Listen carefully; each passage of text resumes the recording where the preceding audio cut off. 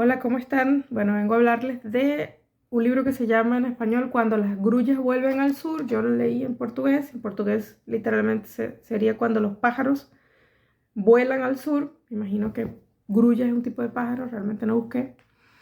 Y bueno, cuenta la vida de los últimos meses de vida de un señor que tiene un sufrimiento muy grande porque le quieren quitar a su perro que lo acompaña siempre, pero él ya no lo puede cuidar porque está muy viejito, porque, en fin, tiene todo tipo de limitaciones.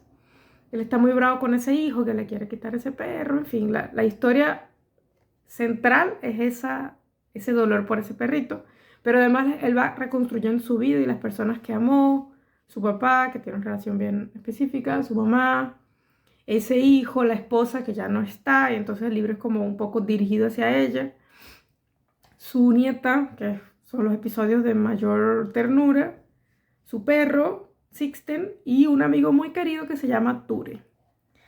El libro está construido muy honestamente, es un adjetivo extraño, pero lo traigo a colación porque inserta las notas de los cuidadores y las cuidadoras de este señor. Y la autora hizo este libro basado en las notas que los cuidadores se dejaban entre sí cuando cuidaban al abuelo de la autora, ¿no? Entonces, por ejemplo, antes de este capítulo tiene esta nota. Frío las truchas que he traído. Bo está preocupado por Ture. Bo es el señor. Pregunta varias veces si Hans ha llamado. Hans es el hijo. Pero no ha contactado conmigo. No tiene ganas de ducharse. Entonces son notas muy objetivas sobre la manutención de la vida de este señorcito. Y en este capítulo, los capítulos son muy cortos, Bo, el señor protagonista, está muy preocupado con su amigo Ture porque lo llama y no le responde. Y ellos siempre tienen esa tradición de llamarse, contarse cosas. Y es el momento preferido de la semana de estos dos señores. Entonces dice, Hans, el hijo, ha venido directo del trabajo y ahora está sentado en una silla de la cocina. Tampoco ha dado con Ture, aunque le ha llamado varias veces. Entonces ha decidido ir hasta su casa y nadie le ha abierto la puerta. Luego ha contactado con la ayuda a domicilio de Ture, pero han rehusado facilitar la información porque no es familiar. Así que ahora está llamando al hospital. Hans tiene el móvil pegado a la oreja mientras espera que le contesten. Los ojos de nuestro hijo brillan concentrados. Estoy agradecido de que esté aquí. Alguien coge al otro lado de la línea, pero no puedo oír lo que dicen. Hans frunce el ceño. Refiere el asunto al personal del hospital, pero no parece quedar satisfecho con la respuesta. Se toca el lóbulo de la oreja. Solíamos reírnos cuando lo veíamos leer de niño porque se sumergía tanto en la historia que no notaba que estábamos ahí. Se sentaba en el sofá profundamente inmerso en algún libro y tiraba de su oreja metódicamente con la mano. Cierro los ojos y me doy cuenta de que estoy rezando. Pido que nos den información, aunque no haya vínculos sanguíneos entre él y yo. Que nos digan lo que está pasando. Busco a Sixten con la mano, quisiera sentir su pelo entre mis dedos. De pronto Hans alza la voz y me sobresalto. Pero no me estás escuchando, él no tiene a nadie más que a mi padre, y mi padre está fuera de sí de preocupación. Fuera de sí de preocupación. No pensé que se me notaba. Hans asiente y se cambia el teléfono de oreja. Vale, espero, dice Hans, y me parece ver una pequeña sonrisa. Me siento orgulloso de tener un hijo competente y obstinado que se esfuerza por su padre. Tú también estarías orgulloso si estuvieras aquí. Pero no sirve de nada, porque cuando responde que lo entiende, su rostro compungido revela que Ture no va a contestar el teléfono nunca más. No puedo evitarlo y las lágrimas brotan silenciosas mientras busco la mirada de Hans como si fuera a cambiar algo, como si él pudiera ayudarme. Ya no aguanto más. Lo siento, dice posando su mano en mi brazo y parece sentirlo de verdad. Bueno, este libro me conmovió muchísimo porque habla de una etapa de la vida que realmente solo hay que vivirla para entenderla, porque no es como leer una historia sobre infancias, sobre adolescencia, porque ya estuvimos ahí. En cambio, sobre estos últimos momentos de la vida nunca vamos a estar de nuevo ahí. No los podemos comprender en retrospectiva. La autora creó un personaje muy, muy, muy complejo, muy, muy profundo, con una familia muy real. y me parece que está puesta en este vínculo de amistad, y la forma en que es tratada burocráticamente, y pues no te dan información si no eres familia, pero bueno, ¿qué es la familia sino un lazo de amor, en el mejor de los casos, y de preocupación, que es también un vínculo de amistad?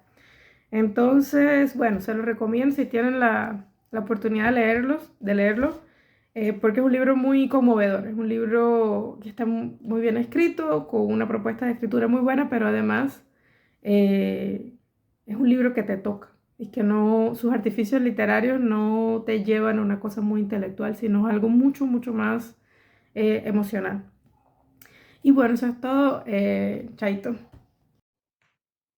Saludos, amigos de la cátedra. Bueno, mi nombre es Emiro Colina y hago mi debut en este espacio y estoy muy agradecido eh, por ello. Y bueno, haré esta participación leyendo tres poemas del reciente poemario del escritor venezolano Luis Enrique Belmonte, Botadero. Me parece un libro, un poemario crucial que se inscribe en nuestra literatura venezolana, eh, y desde mi punto de vista, para tener noción del universo que aquí se plantea, eh, es fundamental, ¿no? Me parece crucial para comprender, ¿no?, el periplo y lo que aquí recae en este poemario, pues haber leído las producciones precedentes o anteriores de Luis Enrique Belmonte. El escritor venezolano Gustavo Valle hizo una lectura bastante interesante de este poemario, de este libro. Es una visión que suministra coordenadas sobre la materialidad, ¿no? Sobre qué asuntos lo cruzan y lo constituyen. Y apunté algunas líneas de esa lectura, de esa visión. Dice Gustavo Valle: botadero es literalmente un vertedero, una escombrera, el lugar donde van a parar los restos, objetos, recuerdos, palabras, el repositorio de nuestra economía cotidiana de consumo. Y como ya es una marca en Belmonte, con atención a lo pequeño, a lo que pasa desapercibido, a lo desgastado, junto con una feroz crítica al presente digital, el mundo hiperconectado y la deshumanización, porque este botadero es también tecnológico. Me parecen contundentes estas palabras de Gustavo Valle. Y bien, seleccioné tres poemas, como mencioné al principio. Y bueno, el primer poema que decidí leer se llama El otro costado. El otro costado es el que más duele sin saberlo. Es el que más tiempo tarda en recuperarse de los lanzazos. Es el que no verás nunca frente al espejo, con sus manchas autónomas, navegando en su propia vastedad sin retorno. Como un sarpullido intergaláctico que brota desde una orilla que a simple vista no podemos descifrar, colocamos nuestras manos sobre el costillar invisible para aliviar el tránsito. El otro costado no sana ni se conserva, más bien se expande con sus manchas ambulantes por matorrales y desaguaderos, asomando sus figuras arcaicas entre sombras movedizas. El otro costado es la huella fósil que dejaremos bajo la manta. Costado de nadie, costado sin nadie. El siguiente se llama el Triángulo de las Bermudas. La hormiga rezagada cruza el ardiente pavimento. Aporreada por el sol del verano, el sonido y la furia de un agosto sempiterno. Un largo camino le espera, si es que pretende alcanzar la otra orilla, donde se vislumbra una mínima parcela de hierba requemada.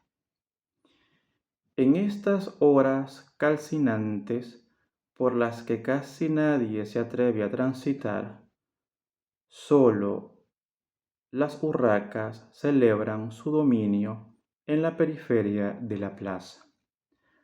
La hormiga solitaria parece tomar ciertos atajos entre las grietas del adoquinado, pero esos desvíos la alejan aún más del ecuador de su travesía. El fósil de un escupitajo, una colilla mordida y el envoltorio de un bollo conforman el Triángulo de las Bermudas, donde la hormiga rezagada se extravía en un océano de cemento ardiente, bajo el enfado del sol a mediodía. El tercer poema me parece súper contundente y se llama Acontecimientos Remotos. El espesor de las palabras será un acontecimiento remoto. Saludar con la mano será un acontecimiento remoto. La lectura del horóscopo será un acontecimiento remoto. La hipnosis será un acontecimiento remoto. La oscilación de un péndulo será un acontecimiento remoto. Calentarse las manos con el sol será un acontecimiento remoto. Bien, espero de verdad que les haya gustado y nuevamente muchísimas gracias. Hasta pronto. Hola a todos. Hoy les quería comentar un libro del escritor francés Miguel Bonnefoy, El sueño del jaguar. Esta es una novela del año 2024 y él es francés, pero de padre chileno y madre venezolana. Bueno, la verdad es que esta novela me gustó muchísimo porque la vi como una especie de resumen maravilloso y muy preciso de la historia de Venezuela del siglo XX. Él narra un relato familiar y a través de esa historia familiar él va contando la historia del país y muy particularmente de Maracaibo. Así que ya se imaginarán que me gustó particularmente. El estilo recuerda un poco a García Márquez, tiene mucho de ese realismo mágico, de esa mirada que ya sabemos que forma parte, en cierta forma, de la vida en Latinoamérica, ¿no? Estas desmesuras, estas, como acontecimientos un poco maravillosos, un poco fuera de lo común, que tienen que ver con nuestra naturaleza y también con la manera como se vive ahí. Entonces, el libro comienza hablando de Antonio y comienza así. Al tercer día de su vida, Antonio Borjas Romero fue abandonado en los escalones de una iglesia, en una calle que hoy lleva su nombre. Nadie fue capaz de determinar con exactitud la fecha en que lo hallaron. Se sabe apenas que todas las mañanas una mujer miserable acostumbraba a sentarse siempre en ese mismo lugar. Colocaba a sus pies una escudilla hecha con una corteza de calabaza y alargaba una mano frágil en dirección a quienes pasaban por el atrio. Cuando descubrió a la criatura, la apartó con un gesto de disgusto, hasta que de pronto una cajita brillante escondida entre los pliegues del arrullo atrajo su atención. Alguien la había dejado a modo de ofrenda. Un rectángulo de estaño color plata con finos arabescos tallados. Era un artilugio para liar tabaco. La mujer lo afanó guardándoselo en el bolsillo del vestido y se desentendió del bebé. Con todo, a lo largo de la mañana constató que sus tímidos vagidos, sus chillidos vacilantes, enternecían a los fieles que, creyendo que estaban juntos, colmaban por turnos el fondo de la escudilla con monedas de cobre. A última hora de la tarde llevó al niño a un corral y le arrimó la boca a la ubre cubierta de moscas de una cabra negra y, arrodillada junto al vientre del animal, lo puso a mamar una leche espesa y caliente. Al día siguiente lo envolvió en un paño de cocina y se lo colgó de las caderas. Al cabo de una semana empezó a afirmar que el bebé era suyo. Bueno, así comienza esta historia con este personaje que realmente es fascinante, y luego las mujeres con las que se va relacionando. Bueno, una historia realmente, ya les digo que muy impactante, pero a la vez como muy densa, muy condensada. Y bueno, la parte en concreto que tiene que ver con el chavismo es especialmente iluminadora, especialmente lúcida, y bueno, habla de una realidad que muchos presenciamos y que ahora vemos la deriva que ha tenido. Bueno, El sueño del jaguar, de Miguel Bonnefoy. Muy feliz día a los amigos de la Cátedra Libre. En esta oportunidad quisiera recomendarles esta joyita de libro, dos libros que en realidad retomé esta semana. Yo lo había leído en otra edición, pero son realmente joyitas para recomendar. Uno es de este autor que se llama Mas A.V. No sé si pronuncio bien su nombre, entonces prefiero deletrearlo. Es un autor de origen francés y que se radicó mucho tiempo, de hecho se conoce como parte de la literatura mexicana, se radicó mucho tiempo en México. Con este libro realmente marca un hito, porque a mí me parece que hay en él algo de lo que también se desarrolla en la literatura con Juan Rulfo, que es narrar sin prejuicio moral. Si estás narrando desde la perspectiva de un loco, de un criminal, así debes narrar, con la naturalidad que hay en ello, pues. Y entonces a mí me interesa resaltar, por ejemplo, aquí una frasecita, porque son pequeñas líneas, prácticamente, microcuento. Dice, antes muerta, y hace como una cita, ¿no? Y dice, me dijo, y yo lo único que quería era darle gusto. Entonces está retratando como la cabeza de la mentalidad de un criminal. Por ejemplo, en este otro fragmento dice, ustedes nunca han tenido ganas de asesinar a un vendedor de lotería cuando se ponen pesados, pegajosos, suplicantes. Yo lo hice en nombre de todos. Es una maravillosa pincelada de las locuras que a veces uno puede pensar, pero esas locuras pueden transformarse en cuentos cuando se les sabe tomar el pulso, pues. Y el otro libro que quisiera recomendar es que se llama Momentos Estelares de la Humanidad. En realidad este autor me parece muy recomendable porque se llama Stephen Swain, con su libro más conocido que se llama Momentos Estelares de la Humanidad. Pero yo quisiera resaltar algo. Son como pequeñas historias que se van enlazando porque transformaron de pasarla a los anales de la historia él trata de captar el segundo particular en que la historia se vio cambiada. O sea, el rumbo de la historia de la humanidad se vio cambiada en microsegundos o en segundos. Entonces, por ejemplo, cuando se cometió un error militar, de dejar una puerta abierta y por allí se perdió toda una batalla, él trata de captar que ese error o alguien que no tomó una decisión a tiempo, lo pensó mucho, que esos errores terminan transformando la historia y que a veces agentes anónimos terminan transformando más la historia que personajes inmortales que también los toca, por ejemplo, como Napoleón. Pero el autor hace esta frase, dice: pero en la historia, como en la vida del hombre, el lamentarse no devuelve una ocasión perdida. En miles de años no se repone lo que se pierde en una sola hora.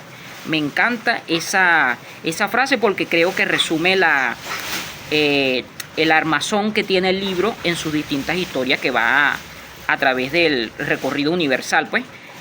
Hay algo que quisiera resaltar de este libro que a veces pasa desapercibido, que influyó mucho en escritores que nos gustan también, como por ejemplo Aquiles Nazoa. Aquiles Nazoa, cuando escribe su historia de la electricidad, también considero que intenta hacer lo mismo que Stephen Swain.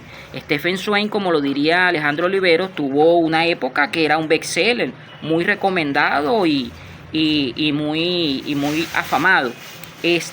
Hay otros autores, por ejemplo, que estaría escribiendo en la misma época que Stephen Swain, que sería José Martí, con el libro que todos recordamos que es La Edad de Oro. Y entre nosotros, aquí en Venezuela, también podemos recordar a un autor que se llama Francisco Herrera Luque, que de escribir la historia venezolana con particularidad, a mí me parece que tomó mucho de Stephen Swain, porque le interesa lo curioso de la historia, en el que tal vez no hace falta inventar mucho porque la historia real, contada, escarbada, tiene más sorpresas que develar que la misma ficción. Un abrazo.